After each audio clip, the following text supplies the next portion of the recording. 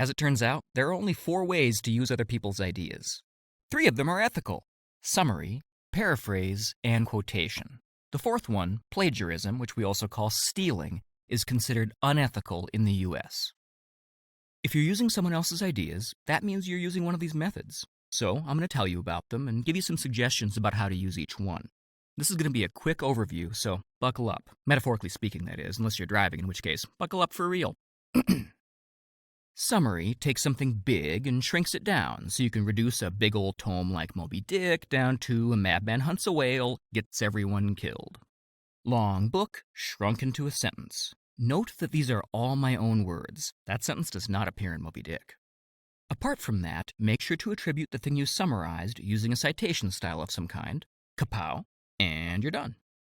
Summary is good when you want to refer to something big and complicated, but you don't want to give your audience a reading assignment, so you just share the stuff that matters.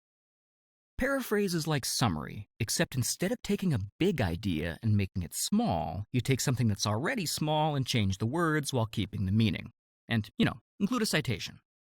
Paraphrase is good for sharing information when the exact original words don't matter and might even be a distraction.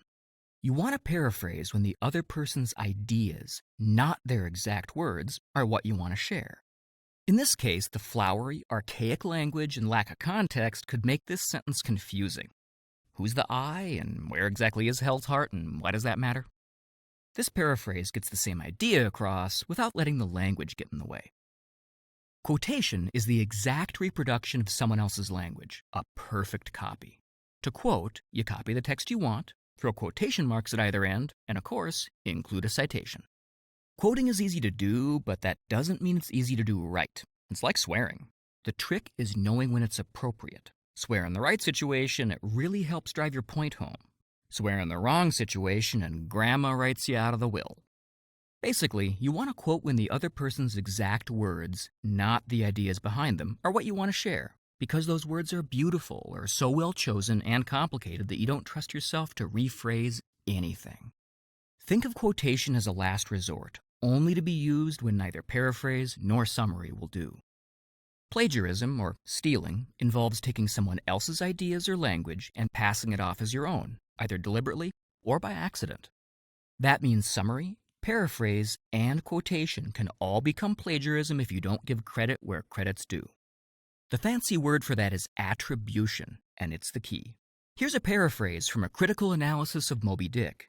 If I include it in my paper without clearly indicating whose idea it is, it could look like I'm passing it off as my own, which is plagiarism. See? Plagiarism, not plagiarism. Plagiarism, not plagiarism. The difference is attribution.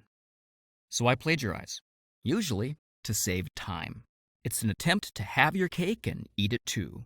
If you plagiarize, you get to go to that big party and hand in your paper on time.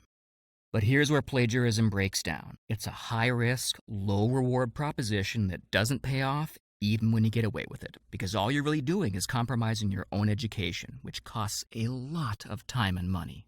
And of course, it's worse if you get caught. So please don't abuse other people's ideas. Instead, stop by your friendly library and get some help with that paper.